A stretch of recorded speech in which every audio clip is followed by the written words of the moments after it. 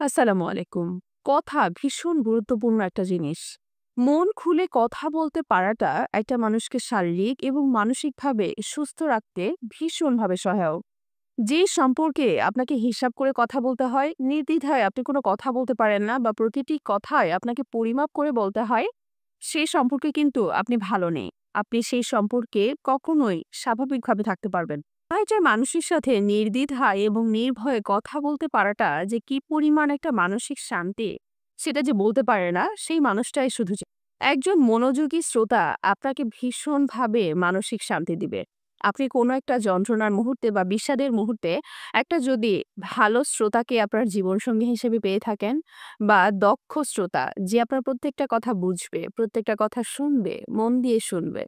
দেখবেন ওই সময়টাতে না আপনি পৃথিবীর সবথেকে সুখী মানুষ হবেন। খারাপ সময়গুলোতে যে মানুষটা আপনার প্রত্যেকটা কথা শুনবে, আপনার যন্ত্রণাগুলোকে তার নিজের মনে করে নিবে।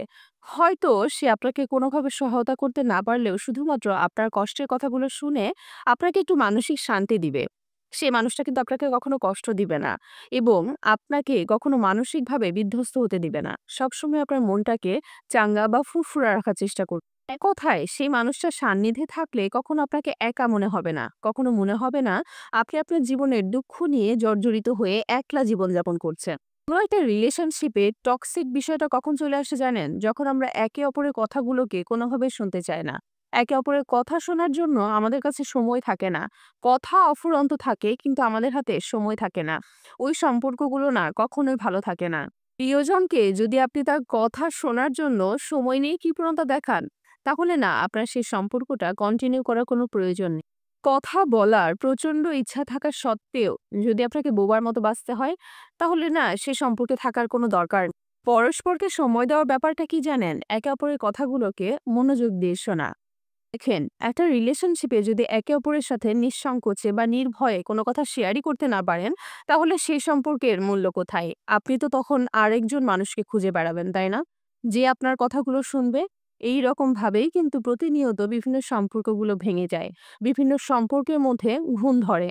দেখেন, আপনার জীবনসঙ্গী যদি এরকম হয়ে থাকে যার সাথে আপনি নিঃসংকোচে সব কথা বলতে পারেন, নির্ভয়ে তার সাথে কথা বলতে পারেন বা ঘন্টার পর ঘন্টা আপনি তার সাথে কথা বললেও সে মনোযোগ দিয়ে আপনার প্রত্যেকটা কথা শুনবে। এরকম মানুষ যদি আপনি জীবনে পেয়ে থাকেন না, আপনি জীবনের সবথেকে লাকি একজন মানুষ। তাই মানুষটাকে কখনো কষ্ট দিবেন না। দেখেন, কথা বলার শক্তি থাকা সত্ত্বেও বোবার মতো বেঁচে থাকাটা কিন্তু অনেক কষ্টের। এই কষ্টটা কাউকে দিবেন না। ভালোবাসার মানুষকে ভালো রাখুন এবং ভালোবাসার মানুষের সাথে প্রতিনিয়ত নিজের জীবনটাকে উপভোগ করুন। দেখবেন আপনার অনেক ভালো লাগবে এবং অনেক মানসিক শান্তি পাবেন। যে আপনি ৮-১০ টা মানুষের সাথে কথা বলেও এই মানসিক শান্তিটা কখনোই পাবেন না।